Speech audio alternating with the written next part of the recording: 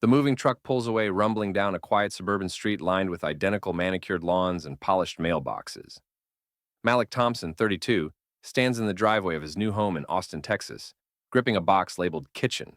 A warm breeze carries the scent of freshly cut grass and morning sprinkler mist. This is supposed to be the beginning of something better, something earned. The house isn't huge, but to Malik it feels like a castle. Clean white siding, blue shutters, a porch big enough for a chair and a future. Years of double shifts, student loans, side hustles, and a stubborn belief that he deserves stability led him here. Every brick feels like a trophy. Inside, cardboard boxes clutter the living room. A TV leans against the wall. Malik's dog, Rex, trots around sniffing corners like he's claiming each room for the family. Malik laughs, rubbing the dog's head before stepping out onto the porch with a cup of coffee. He takes a long sip, trying to slow his racing heart, because buying this home isn't just a step forward, it's a declaration that he belongs somewhere safe, somewhere peaceful. Then he notices her. Across the street, a woman stands stiff like a statue behind a neatly trimmed hedge. Mrs. Whitmore, silver hair pulled into a tight bun, pearls at her neck, sleeveless cardigan, and a permanent expression that suggests the entire neighborhood relies on her disapproval to stay upright. Her eyes are narrow slits of suspicion, locked directly onto Malik, as if he arrived with a crime scene instead of a moving truck. Malik gives a friendly wave. She doesn't wave back. She doesn't blink. She just stares, measuring him, deciding things about him without a single word exchanged. Malik's smile falters, but he remains polite. He looks away, reminding himself not to let other people's fears steal his peace. He steps off the porch to adjust the new welcome mat. Live, laugh, love.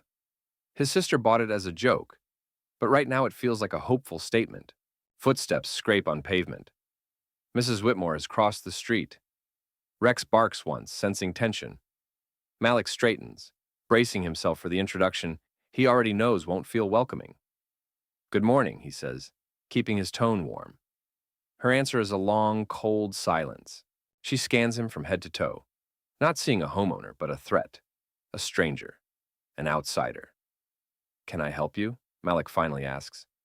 Her voice arrives like ice water thrown on warm skin. "Yes. You can tell me what you're doing here, in this neighborhood." Malik's jaw tightens. He was right. Some places take a lot longer to feel like home. Malik sets his coffee down slowly, forcing his breath to stay even as Mrs. Whitmore glares like he's trespassing on private territory. Her territory. Rex sits at his feet, ears perked, sensing the discomfort pulsing through his owner. "I live here," Malik says, keeping his voice even. "Just moved in yesterday." Mrs. Whitmore huffs like the words personally insulted her lungs. "Oh, here?" She gestures dramatically at the house. "This is a safe, family-friendly community. We don't just let anyone wander around the neighborhood pretending to live in homes they can't afford." Malik raises an eyebrow. "Ma'am, I'm not pretending." She steps closer, eyes sharp as needles. "We already had break-ins last year from outsiders. I take security very seriously." Her gaze flicks down to his casual outfit. Jeans and a plain t-shirt. A silent indictment. "You need to show me proof you own this house." Malik laughs once, out of disbelief more than humor. "You want me to prove I live in my own home? To you?" Mrs. Whitmore straightens proudly, like she's auditioning for head of the neighborhood police. "Yes, because clearly, you don't understand how things work around here." She folds her arms. "If you don't show me a deed or ID, I'll have no choice but to call the authorities." The morning air thickens. Neighbors watering lawns and walking dogs slow their pace, watching to see where this goes. Malik can feel their gazes crawling over him, curious, judgmental, waiting for confirmation of whatever stereotype they already believe. He tries logic. "You're jumping to conclusions. I'm not a threat. I worked hard for this house." Her lips twist into a bitter smile. "Oh, I'm sure you did. But you can't expect people to believe that without evidence." Rex low growls, a warning. Malik's calm begins to fracture. "You don't get to demand my papers like I'm breaking into my own life," he says firmly. "I don't owe you anything." Mrs. Whitmore's voice spikes like a fire alarm. "Then I'm calling the police. Right now." The words are loud enough to echo. Phones come out, curtains twitch, someone whispers, He must be lying if he's getting this worked up. And inside Malik's chest, a familiar anger rises, the kind forged from a lifetime of being judged first and understood never. He raises his hands in frustration, not surrender. I just want to live in my home, he says through tight teeth. But she's already dialing. Sirens aren't far. And Malik realizes with a sinking heart, moving into a better neighborhood doesn't guarantee a better world. Not when a neighbor's first instinct is to see you as a criminal in front of your own front door. Minutes later, the distant wail of sirens slices through the quiet neighborhood like a warning no one asked for. Children stop playing, dogs stop barking, sprinklers continue spraying perfect arcs over perfect lawns. The only thing pretending everything is normal. But Malik feels every eye on him, waiting for the moment his innocence breaks. 2 police cars roll up. Doors swing open. 2 officers step out, hands hovering just close enough to their holsters to say they're ready if he dares to breathe wrong. Mrs. Whitmore waves them over dramatically. Officers, thank God you're here. He refuses to leave. He doesn't live here. He's trespassing and threatening me. Malik's mouth drops open. Threatening you? I haven't done anything except drink coffee on my own porch. One officer raises his hand to shut him down before he can explain. Sir, we'll ask the questions. Rex barks once, sharply, sensing the tension. Malik places a calming hand on the dog's back. He refuses to let fear make him look dangerous. The neighbors inch closer, not to help, only to watch. Phones are raised. The red recording dot blinks like a silent accusation. Dark skin, simple clothes, must be suspicious.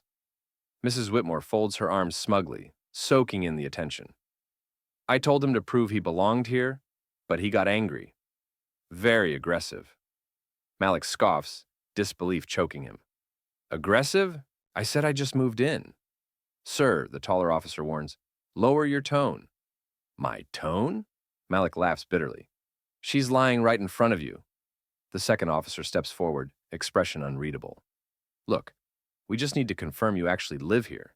Do you have ID? Something to show this is your house? Malik feels the humiliation burn beneath his skin. He looks around at strangers judging him like a spectacle. He wants to yell. He wants to walk inside and slam the door. He wants to scream that he earned this house, that he belongs here, that he's tired of always needing proof. Instead, he speaks through clenched teeth. My wallet is inside, because I don't carry a deed while placing a welcome mat. The tall officer exchanges a look with Mrs. Whitmore, and Malik sees it, the assumption already made. Sir, I'm going to need you to step away from the door, the officer orders. Malik's stomach drops. Step away from his own home? As if I'm breaking in, he whispers. Rex whimpers, nudging his leg. Malik slowly removes his keys from his pocket, the symbol of everything he's worked for, and holds them up. These are my house keys, he says. Isn't that good enough? Mrs. Whitmore scoffs loudly. Anyone can steal keys. Malik feels something inside him crack. Not defeat, not fear. Something stronger. He takes a slow breath and unlocks the front door. The officers follow him inside, still acting like he might run. Neighbors record from the sidewalk, and Malik realizes, even inside his own home, he's still expected to prove he belongs. The officers step into the living room cautiously as if they expect Malik to pounce the moment they blink. It's insulting. It's exhausting. But Malik focuses on the task. Prove what should never need proving. Rex trots in behind him, staying close like a loyal shield. Malik opens a box labeled Office, digging past tangled cords and unopened mail until he finds the manila folder that holds the holy grail of suburban acceptance. The home ownership papers. Title. Deed. Closing documents. His name stamped boldly across every page. He hands them over, not with fear, but with calm rage. The officer scans the top page. His posture changes immediately. A shift Malik has seen countless times. Respect arriving late. Too late. The officer clears his throat. Everything checks out. This is your residence. Malik nods once, jaw locked. Yes, it is. They step back outside. The crowd of curious neighbors still lingers. Mrs. Whitmore at the front, like she's waiting to see a perp walk. Instead, she sees the officers hand Malik's documents back, respectfully. The lead officer looks at her, voice flat. Ma'am, he lives here. He's the legal owner. Mrs. Whitmore blinks rapidly, pretending confusion. Oh my, really? Well, I was just concerned. With everything going on, you can never be too careful, you know? Malik's laugh is short and sharp. Concerned. About what you assumed I was? Her cheeks stiffen. I was protecting the neighborhood. From the black man who bought a home? Malik replies, finally saying what everyone else was too cowardly to voice. Gasps flutter through the watching crowd.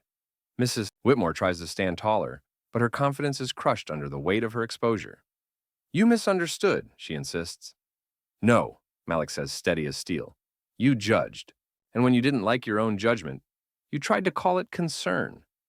She opens her mouth to speak, but shame has stolen her script.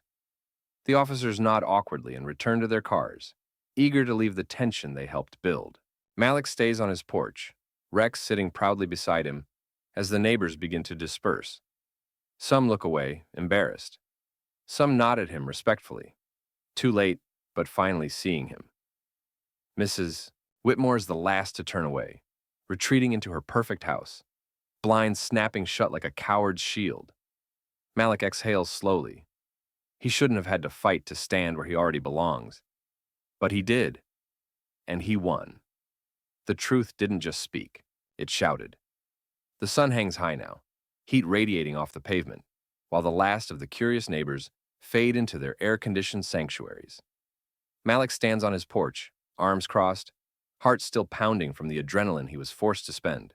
Rex brushes against his leg, tail wagging softly as if reminding him he's not alone. Malik bends down, rubbing the dog's neck. We're home, he says quietly, like a promise to both of them. The screen door across the street creaks open again. Malik doesn't look right away, but he feels her glare long before she approaches. Mrs. Whitmore's heels click against the sidewalk with nervous hesitation now, not authority. Her hands twist anxiously in front of her, and there's no smugness left in her expression, just discomfort trembling under a plastic mask of politeness. She clears her throat. I owe you an apology, she starts, voice stiff like someone trying to squeeze out words too unfamiliar to sound natural. It was a misunderstanding. Malik slowly lifts his eyes to hers. Misunderstanding. Funny how that word keeps showing up to excuse behaviors that come from bias, not confusion. No, he replies, voice calm but solid. You didn't misunderstand. You assumed. And the moment I didn't meet your expectation, you called the police. Mrs. Whitmore swallows, eyes darting toward the houses around them, as if checking whether anyone is listening. Well, I was only trying to keep the neighborhood safe.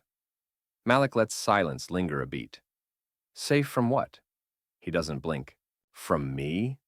Her lips press tight, like she wants to argue, but can't form a lie strong enough to hold its weight. You don't know me, Malik continues, voice unwavering, but you decided who I was before I spoke a single word. I shouldn't have to prove my right to stand on my own porch. Mrs. Whitmore shifts her weight. Guilt scratches at her face, but pride keeps her chin up. As I said, she murmurs, I apologize. It's a statement of obligation, not of remorse. A peace offering carved from embarrassment. Malik nods, not because he accepts her apology, but because he refuses to carry the burden of her prejudice any longer. You have a good day, ma'am, he says, signaling an end she never controlled in the first place. Mrs. Whitmore turns, her walk unsteady, retreating back across the street, smaller now without the weapon of false righteousness. Malik watches her go, then closes his door behind him with a slow exhale. Inside, surrounded by boxes, he touches the wall, grounding himself again. He shouldn't have needed to defend his humanity today. But he did. And that reality hurts more than anything she said. Still, he stood his ground. And no one can take that victory away. The house feels quiet in the aftermath of the confrontation. Too quiet. Malik sits on an unopened box marked bedroom, elbows on his knees, trying to shake off the weight of what just happened. He knew moving into a nicer neighborhood wouldn't magically erase prejudice, but he hoped, just for a moment, that maybe it could feel like a fresh start. Rex nudges his leg with a wet nose, tail tapping against the floor like a soft drum of reassurance. Malik smiles weakly. You always know when I'm not okay, huh? Rex simply rests his head on Malik's knee, loyal and honest in a world that too often isn't. A knock sounds at the front door. Malik tenses, bracing for round two. When he opens it, a different neighbor stands there. Carlos, mid-30s, holding a plate covered with foil. Beside him, a toddler clings to his leg, staring up at Malik with big, curious eyes. Hey, man, Carlos says, offering a warm smile. Welcome to the neighborhood. My wife made some empanadas. Thought you might want a break from unpacking. Malik blinks, surprised. Oh, wow, thank you. That's really kind. Carlos nods toward the direction of Mrs. Whitmore's house with a chuckle. Don't mind her. She thinks she's sheriff of the HOA. She's reported my music, my barbecue, even my grass length. Malik laughs, genuinely this time, and the heaviness in his chest loosens. A couple more neighbors approach from the sidewalk. A young Asian woman with a dog. A retired black couple holding gardening gloves. They wave. You did good standing up for yourself, the woman says. Oh, she's been out of control for years. Anything you need, you just holler, the older man adds, offering a fist bump. Malik bumps it back, feeling a surprising warmth in his chest. This wasn't a community united against him. This was a community tired of her. Rex trots out onto the porch, sniffing the air excitedly. The toddler giggles and tries to pet him, making Rex wag harder. Carlos grins. See? Even the dogs know good people. Malik looks around, at these faces offering welcome instead of suspicion. Maybe he isn't alone here after all. Maybe new beginnings require pushing past the ones who fear change. He takes the plate of empanadas, gratitude flooding through him. Thank you, he says, meeting each set of eyes. I'm really glad to be here. Carlos claps his shoulder. Hey, we're glad you're here too, hermano. And just like that, what started as a scene of humiliation turns into a moment of connection, a reminder that one loud voice of hate is no match for many quiet acts of kindness. The moon rises over the neighborhood, casting soft silver light across manicured lawns and neat rows of mailboxes. Inside his new living room, surrounded by towers of unpacked boxes, Malik sits on the floor with Rex curled against his side, the plate of empanadas half empty between them. He feels something he hasn't felt in a long time. Relief. Not because the fear is gone, but because courage stayed. He stands and steps onto the porch. The air's cool now, carrying the quiet hum of crickets and distant traffic. Porch lights glow up and down the street, a gentle constellation of normalcy.